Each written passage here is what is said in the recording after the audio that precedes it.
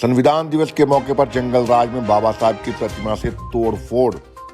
UP के जौनपुर में मनुवादियों की करतूत, भारी संख्या में पुलिस तैनात, इलाके में तनाव।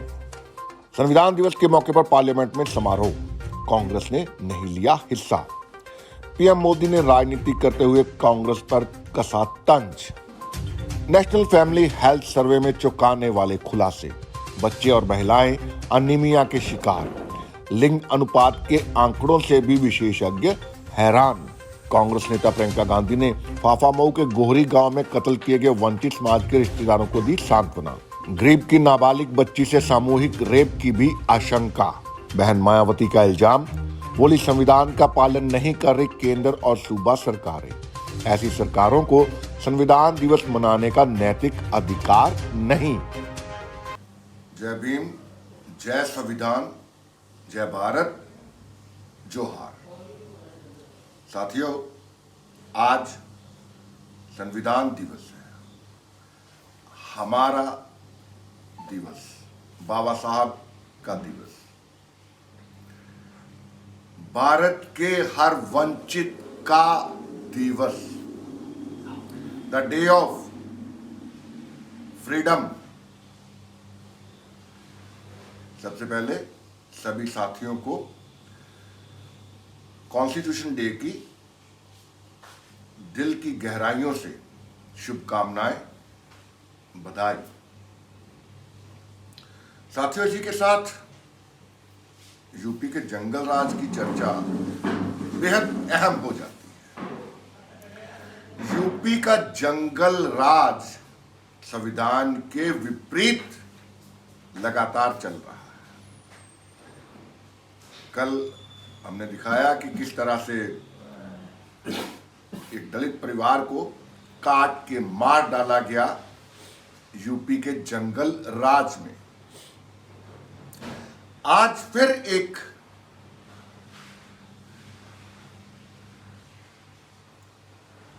चिंतित करने वाली चीज सामने आई है। जौनपुर में, यूपी के जौनपुर में बाबा साहब की प्रतिमा की तोड़फोड़ की गई है यूपी में। ये अब बर्दाश्त से बाहर होता जा रहा है। क्यों ये सब हो रहा है, मुद्दा है। लेकिन सबसे पहले आपको जौनपुर में ग्रामीणों, वंचितों द्वारा दिए गए धरना प्रदर्शन के दृश्य दिखाते हैं, साथ ही सुनवाते हैं कि क्या कह रहे हैं वंचित समाज के लोग। क्यों संविधान दिवस के मौके पर इस तरह की कार्रवाई मनुवादियों ने की है। उसके बाद चर्चा करेंगे कि क्यों हमारे संविधान के दिवस पर ये क्रूरता, ये वैशीपन किया गया है। जौनपुर की दिल दहला देने वाली घटना पे बात करते हैं कांग्रेस के वरिष्ठ नेता कृष्ण गर्ग के साथ, जो इस वक्त यूपी में ही मौजूद हैं और कांग्रेस की गतिविधियों को आगे बढ़ा रहे हैं। ग्रीश, स्वागत है आपका। नमस्कार मनोज भाई। नमस्कार ग्रीश भाई, बहुत एक जंगल राज की खबरें जो आपके सामने आ रही है, आप रोज देख रहे हैं कि किस तरह से कल वो प्रयागराज के फाफामऊ गांव में दलित परिवार के दो दलितों के दंपति और उनके दो बच्चों को मर्डर उनका कर दिया गया। खबर ये भी आ रही है कि बच्ची बिल्कुल नग्न मिली है और ये भी संभावना है कि बच्ची के साथ रेप हुआ है जी। और अभी ये जख्म इस पे मरहम लगा नहीं था कि आज एक और खबर सामने आ गई जौनपुर से। जौनपुर में संविधान दिवस के मौके में बाबा साहब की प्रतिमा की तोड़फोड़ की गई है। तो ये जंगल राज में हो क्या रहा है?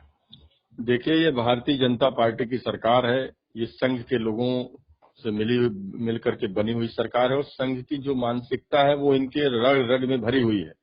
इनकी जहां जहां सरकारें रहती हैं, ये संविधान का विरोध करने वाले लोग हैं, संविधान को ना मानने वाले लोग हैं, देश के झंडे को अपने मुख्यालय पे ना फहराने वाले लोग हैं, ये मनुवादी लोग हैं। इनकी सोच ही ऐसी है। ये मनुवादी क्यों भड़का रहे हैं वंचितों को, क्यों उग्र करना चाहते हैं वंचितों को? ये मनुवादी तब से हैं, जब से संविधान बना तब से ये मनुवादी ये चाहते थे कि संविधान में मनु स्मृति की जो बातें हैं वो शामिल की जाए, और चूंकि उसमें शामिल नहीं की गई, तब से ये जो है काला दिवस 26 जनवरी के दिन मनाते आ रहे हैं, संविधान का विरोध करते आ रहे हैं। और ये बाबा साहब ने चूंकि संविधान बनाया और ये इस संविधान के खिलाफ थे, इसलिए बाबा की मूर्ति तोड़ने का काम इन संघियों ने किया है। और कांग्रेस पार्टी इस बात का विरोध करती है। इनकी गिरफ्तारी होनी चाहिए। गिरफ्तारी और अभी तक तो कुछ सुराग ही नहीं मिला। प्रशासन वहां पर लेट पहुंचा, लोगों ने जब वहां पे सरकार इनकी है, प्रशासन इनका है, पुलिस इनका है। वो प्रशासन चाहे और अपराधी को पकड़ न पाए ऐसा संभव नहीं, पर जब सैया भय कोतवाल तो डर काहे का। सरकार इनकी, पुलिस इनकी, तो संघ के लोग क्यों डरेंगे इनसे? अपराधियों से इनकी बड़ी सांठगांठ है। वो तो कहते थे कि भयमुक्त प्रदेश है, जंगल राज को उत्तम प्रदेश बताया जा रहा है।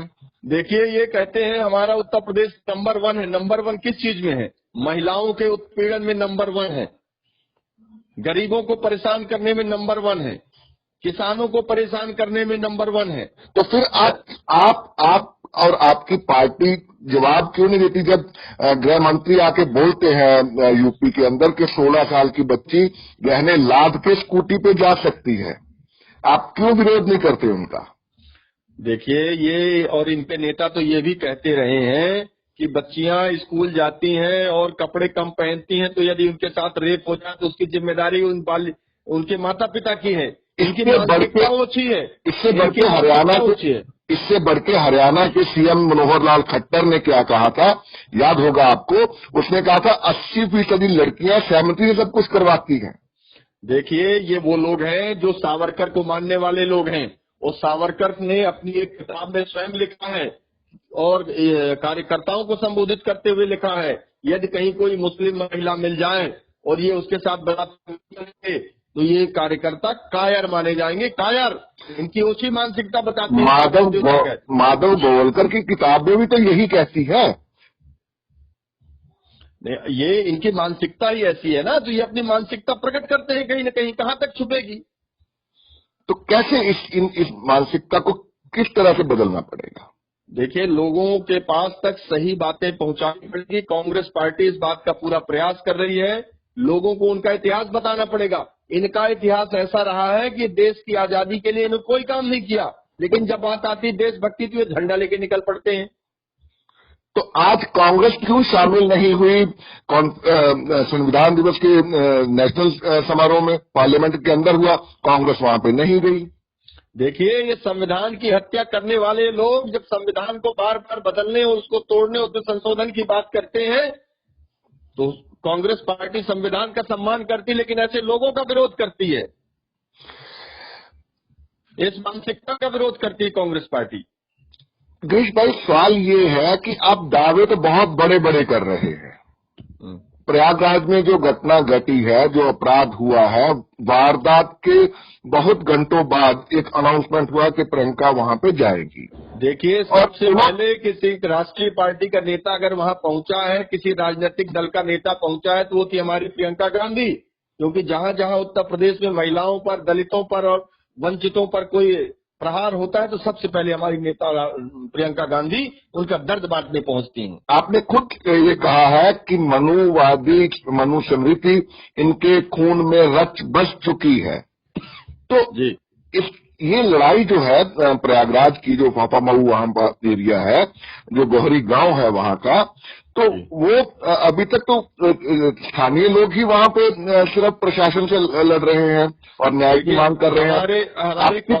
हमारे कांग्रेस के लोग भी वहां पहुंचे हैं, पूरी मदद कर रहे हैं उनकी। और आज हमारी नेता और ऑल इंडिया कांग्रेस कमेटी के महासचिव उत्तर प्रदेश की पारी प्रियंका गांधी जी भी वहां पहुंची हैं। आप ऐसे कैसे कह सकते हैं कि कांग्रेस के लोग नहीं पहुंचे? मैं ये नहीं कह रहा हूं कि कांग्रेस के लोग नहीं पहुंचे हैं। मैं ये कह रहा हूं कि कांग्रेस वाले जो है वो पीड़ितों के लिए लड़ क्यों नहीं रहे? क्यों वहां पे धरना नहीं हो रहा? क्यों वहां पे प्रदर्शन क्यों नहीं हो रहा? प्रशासन के साथ क्यों बातचीत नहीं हो रही? कहाँ है वो अपराधी? देखिए, हम प्रशासन के साथ लगातार बातचीत कर रहे हैं, लेकिन ये प्रशासन भी भारतीय जनता पार्टी से कहीं न कहीं प्रभावित है। प्रभावित है तो प्रशासन को अल्टीमेटम तो दे सकते हैं आप। बिल्कुल अल्टीमेटम दिया। प्रियंका गांधी जी ने कहा है कि इसकी जल्द से जल्द जांच होनी चाहिए और अपराधियों को पकड़ा जाना चाहिए। अरे गिरीश भाई, पीड़ित परिवार तो 2 महीने से 1 महीने से सुरक्षा की मांग कर रहा था। जब सुरक्षा की मांग कर रहा था तो इसके मायने ये हुए कि मामला जो है प्रशासन के नोटिस में है, फिर जांच क्यों? देखिए, प्रशासन के नोटिस में था, प्रशासन की जानकारी में था, लेकिन प्रशासन किसका है? प्रशासन है मनुवादियों का, प्रशासन है संविधान न मानने वाले लोगों का। और अगर ये गैर जिम्मेदारा और असंवेदनशील सरकार है, अगर ये संवेदनशील होती तो आज ये घटना नहीं हुई होती। इसमें तो योगी जी को जवाब देना चाहिए। योगी जी की नैतिक जिम्मेदारी बनती, उनको इस्तीफा देना चाहिए। योगी जी इस्तीफा दे देंगे तो मसला हल हो जाएगा। यदि ये गैर जिम्मेदार सरकार इस्तीफा दे देगी तो कार्रवाई का दबाव बढ़ेगा, अधिकारियों कर्मचारियों को भी भय हो जाएगा कि आज मुख्यमंत्री ने पद छोड़ा है, कल हमारा भी पद जा सकता है। गिरीश भाई, इस भारत के अंदर मानवाधिकार आयोग भी है, इस भारत के अंदर वुमेन कमीशन भी है। कहाँ है आज सब वो लोग, और आप लोग क्यों उनको दस्तक नहीं दे रहे? देखिए, इन तमाम संस्थाओं पर इन मनवादियों का कब्जा है। इन्होंने अपने चहेते लोगों को वहां बैठा रखा है और ये चूंकि सरकार में चाहे केंद्र की सरकार हो चाहे राज्य की सरकार, दोनों जगह भारतीय जनता पार्टी की सरकार, ये सबसे पहली जवाबदेही इनकी बनती है, तो इनको जवाब देना चाहिए। आप हल्ला क्यों नहीं बोल रहे इनके खिलाफ? देखिए, कांग्रेस इनके खिलाफ लगातार बात कर रही है, गरीबों, वंचितों और दलितों की आवाज उठा रही है, लेकिन ये जो कुंभकर्णी नींद में सोई हुई सरकार है, ये आरएसएस और भारतीय जनता पार्टी की जो सरकार है, ये सुन नहीं रही है और इसको जगाने का काम करेगी। 2022 के चुनाव में इनका सुपड़ा साफ करके और इनकी कुंभकर्णी नींद से इनको जगाने का काम उत्तर प्रदेश की जनता करने वाली है। वो ये पॉलिटिकली बातें हैं, लेकिन ये जो इल्जाम लगाया था किसान नेता राकेश टिकैत ने कि ये दंगा भड़काने की कोशिश कर रहे, दंगा फैलाना चाहते हैं, बाबा साहब की प्रतिमा की तोड़फोड़ और ठाकुर वर्सेस वंचित प्रयागराज का जो मामला है, ये दंगा की कोशिश तो नहीं लग रही आपको? देखिए, ये भारतीय जनता पार्टी जब जब इनको चुनाव नजदीक आते हैं तो दंगा भड़काने का काम करते हैं, हिंदू मुस्लिम करने का काम करते हैं। 2012 का मुजफ्फरनगर का दंगा आपको याद होगा। 1 साल पहले जो व्यक्ति विधायक चुना जाता है भारतीय जनता पार्टी से, वही 1 साल के अंदर वहां दंगे भड़काने का काम करता है, जिसमें हजारों लोगों की मौत होती है। और देश के प्रधानमंत्री नरेंद्र मोदी जब गुजरात के मुख्यमंत्री थे, तब भी इन्होंने गोधरा कांड निकाला था, जिसमें हजारों लोगों की मौत हो गई थी। आप दावे तो बहुत, आप बड़े बड़े दावे कर रहे हैं, लेकिन जब से मॉब लिंचिंग शुरू हुई थी, कांग्रेस क्यों रोड पे नहीं आई? कांग्रेस ने क्यों आंदोलन शुरू नहीं किया? मॉब लिंचिंग 1 नहीं 2 नहीं, न जाने कितनी है, सुप्रीम कोर्ट के अंदर मैटर चल रहे हैं। देखिए, जो मामला कोर्ट में है उसमें तो मैं कुछ कह नहीं सकता हूँ, क्योंकि मैं आपसे यही कह रहा हूँ कि आप टिप्पणी करें। मेरा तो ये पूछना है आपसे, सवाल सीधा सा ये है कि अगर कांग्रेस ने उस वक्त आंदोलन शुरू किया होता तो शायद कुछ डर होता, आज जंगलराज यूपी के अंदर नहीं होता। कांग्रेस ने हमेशा जनता की आवाज उठाई है, जनता की आवाज बनने का प्रयास किया है, लेकिन ये जो कुंभकर्णी सरकार है, ये सुनने का नाम नहीं ले रही है। और इसका सुनाने का इसको एक ही तरीका है, इसको इस नींद से जगाने का। इसको 2022 में जनता इनसे सवाल पूछेगी और उसका जवाब आपको देना पड़ेगा। ये तो आप एक ना सीधी वो मतलब अभी 2022 में अभी आज 26 नवंबर है, 35 दिन तो 2021 के पड़े हुए हैं। उसके बाद क्या होगा कि अगर इस तरह की घटनाएं घटती रही तो क्या होगा? ये तो घटनाएं घटती रही तो कांग्रेस सड़कों पर आएगी, लोगों के लिए आंदोलन करेगी और इनको लोगों की बात सुननी पड़ेगी। ये विपक्ष की आवाज दबाने वाले लोग हैं, ये किसी न संगठन की बात सुनते हैं न किसी व्यक्ति की बात सुनते हैं। ये हिटलरशाही लोग हैं, ये तानाशाही प्रवृत्ति वाले लोग हैं। ये हिटलर और मुसोलिनी से शिक्षा लेकर के और भारत देश में तानाशाही प्रवृत्ति लागू करने वाले लोग हैं। इनके नेता बीएस मुंजे 1930-31 में इंग्लैंड गए थे जब, और वहां से लौट करके सीधे इटली चले गए और वहां इटली के तानाशाही से सीख करके तानाशाही आए। वही तानाशाही का रवैया आज तक चल रहा है।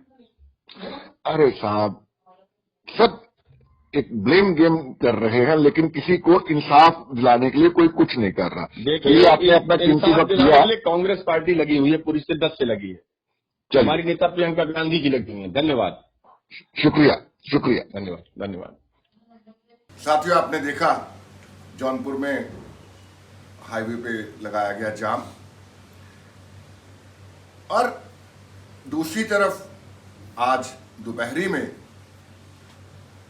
एक समारोह पार्लियामेंट के अंदर हुआ। इस समारोह में प्राइम मिनिस्टर, स्पीकर, सब लोग शामिल हुए, लेकिन कांग्रेस ने जरूरी नहीं समझा इस समारोह में शामिल होना। संविधान दिवस के मौके पे एक औपचारिकता भर पार्लियामेंट के अंदर की गई, क्योंकि वहां पे सियासत हावी रही। वही जो सब जगह होता है, चाय पे चर्चा में सियासत, नुक्कड़ सभा में सियासत, सभी जगह सियासत। और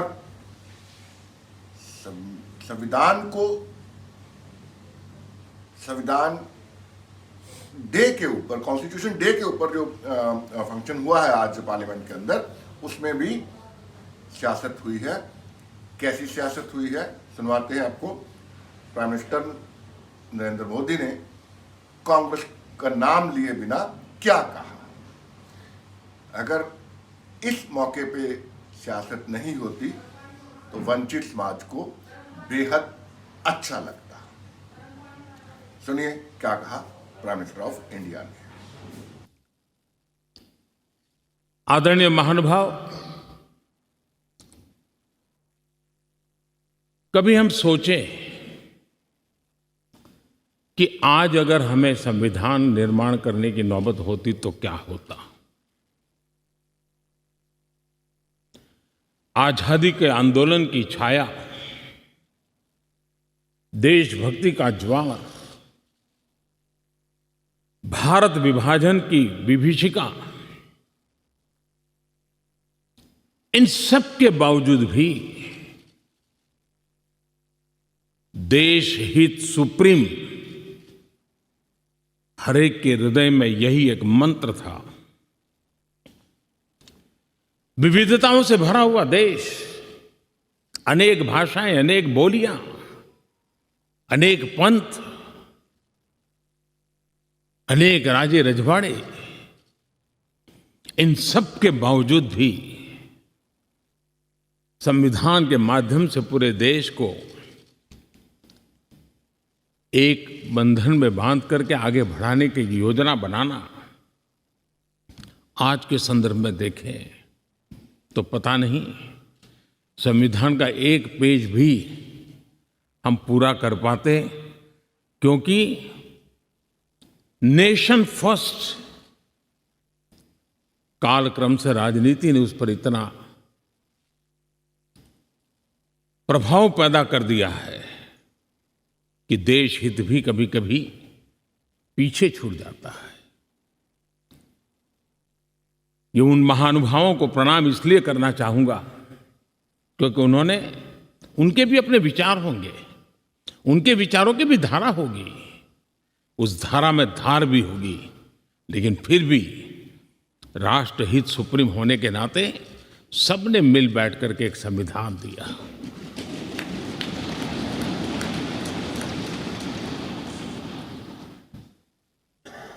साथियों, हमारा संविधान ये सिर्फ अनेक धाराओं का संग्रह नहीं है। हमारा संविधान सहस्त्रों वर्ष की भारत की महान परंपरा, अखंड धारा, उस धारा की आधुनिक अभिव्यक्ति है।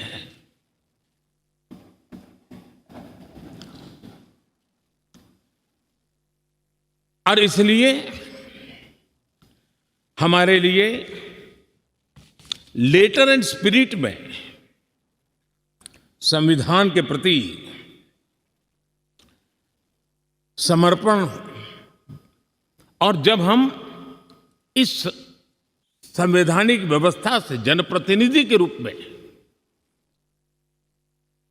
ग्राम पंचायत से लेकर के संसद तक जो भी दायित्व निभाते हैं, हमें संविधान के लेटर एंड स्पिरिट को समर्पित भाव से ही हमें अपने आप को हमेशा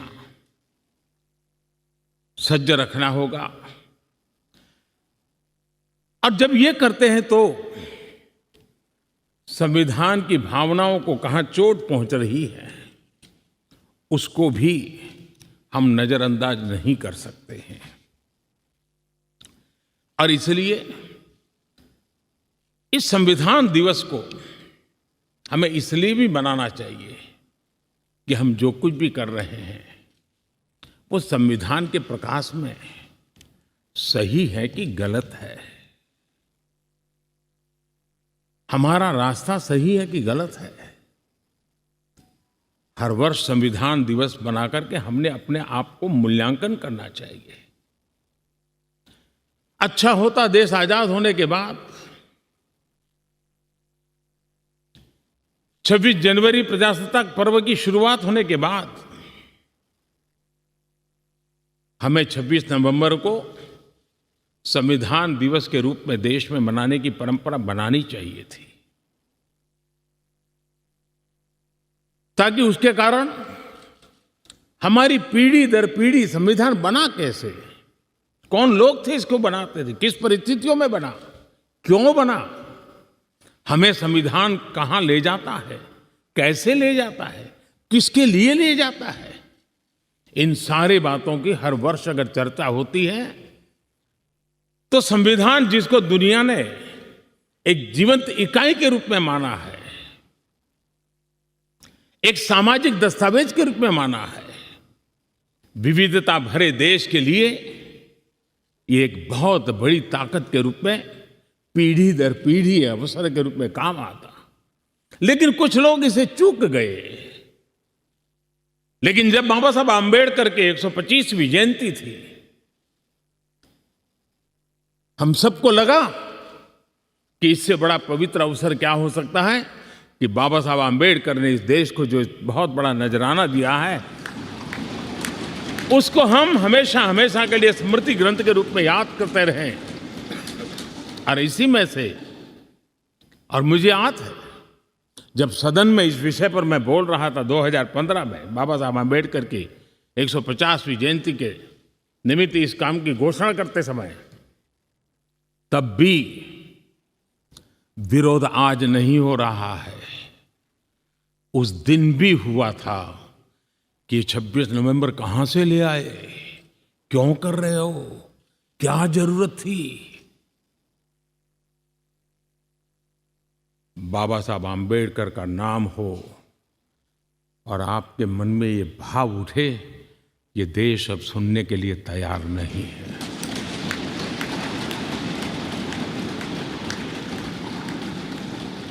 और आज अब भी बड़ा दिल रख करके खुले मन से बाबा साहब आंबेडकर जैसे मनीषियों ने देश को जो दिया है, इसका पुण्य स्मरण करने की तैयारी ना होना, ये भी एक चिंता का विषय है। साथियों, भारत एक संवैधानिक लोकतांत्रिक परंपरा है। राजनीतिक दलों का अपना एक अहम महत्व है और राजनीतिक दल भी हमारी संविधान की भावनाओं को जन जन तक पहुंचाने का एक प्रमुख माध्यम है। लेकिन संविधान की भावना को भी चोट पहुंची है।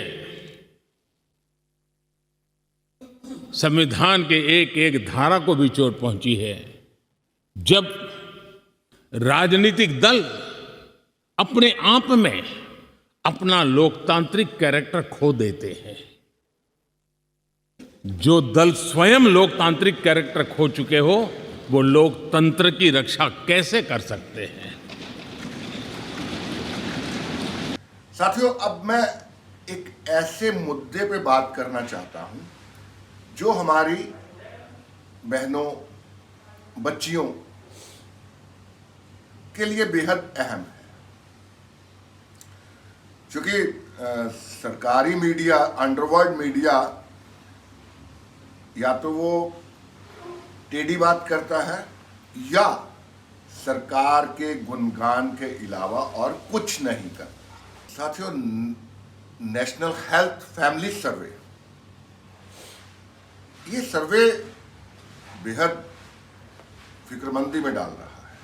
एक तो इस सर्वे में कहा गया है कि लड़कियों का अनुपात लड़कों के मुकाबले बढ़ता जा रहा है, लेकिन विशेषज्ञ इसे मानने को राजी नहीं है।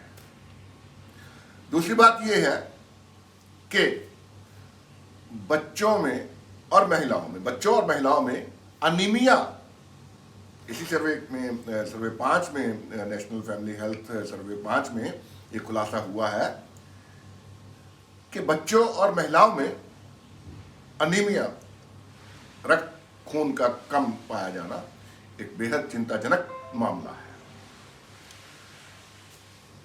14 स्टेट्स के अंदर ये सर्वे हुआ है और इसमें चौंकाने वाले खुलासे हुए हैं। राजस्थान से पंजाब तक, पंजाब से पुडुचेरी तक, बीच में हिमाचल, चंडीगढ़, हरियाणा, दिल्ली, मध्य प्रदेश, वो जंगल राज वाला उत्तर प्रदेश, सब शामिल है इसमें। अनीमिया मतलब हमारी ग्रोथ को अनीमिया क्यों होता है? जब बेहतर भोजन नहीं, तब इस तरह की बीमारियां सामने आती हैं। मतलब ये है कि वंचित समाज किस तरह से आज भी वंचित है, रोटी को लेकर भी। आज के लिए इतना ही। सोमवार को फिर से होगी मुलाकात किसी नए मुद्दे पे। बने रहिए साथ।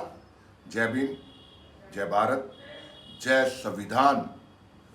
जोहार। एक बार फिर से कॉन्स्टिट्यूशन डे की बधाई। अखंडता सुनिश्चित करने वाली बंधुता बढ़ाने के लिए दृढ़ संकल्प होकर अपनी इस संविधान सभा में आज तारीख 26 नवंबर 1949 ईस्वी मिति मार्गशीर्ष शुक्ला 7वीं संवत 2006 विक्रमी को एतत् द्वारा इस संविधान को अंगीकृत अधिनियमित और आत्मार्पित करते हैं। जय हिंद। जय भीम। बहुत बहुत धन्यवाद। जय भारत। जय भारत। बहुत बहुत धन्यवाद आरपी सिंह जी साहब का, और सभी ने इस प्रस्तावना का वाचन किया।